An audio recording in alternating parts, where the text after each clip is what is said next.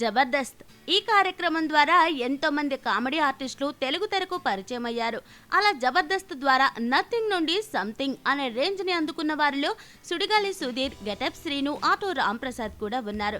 ధన్రాజ్, వేణు లాంటి సీనియర్స్ తర్వాత జబర్దస్త్ లో మంచి స్కిట్స్ వేసిన టీమ్ గా సుడిగాలి సుధీర్ టీమ్ కి మంచి పేరే ఉంది. దాంతో సహజంగానే మిగతా అందరి టీమ్ లీడర్స్ కన్నా సుధీర్ కి ఆ షో జడ్జెస్ అయిన నాగబాబు, రోజాతో మంచి రిలేషన్ ఉంది. సుధీర్ కి అయితే నాగబాబుని ఏకంగా డాడీ అని పిలిచి ఆట పట్టించే క్లోజ్నెస్ ఉంది. అయితే తనకి అంత ఇష్టమైన సుధీర్ టీం పై నాగబాబు లైవ్ లోనే ఫైర్ అయిపోయారు.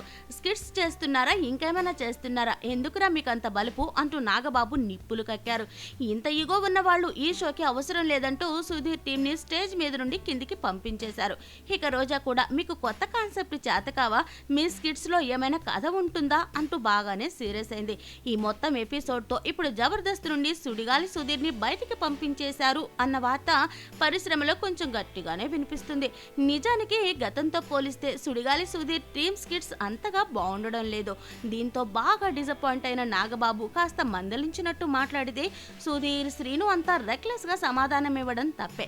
అయితే మార్చి 30వ తేదీ ఎపిసోడ్ కి సంబంధించిన ప్రోమోలో టెలికాస్ట్ అయిన ఈ మ్యాటర్ అంతా నిజమా లేక ఈ గొడవ అంతా కూడా స్కిట్ లో భాగమా అనేది తెలియాలంటే కొన్ని రోజులు ఆగవలసిందే.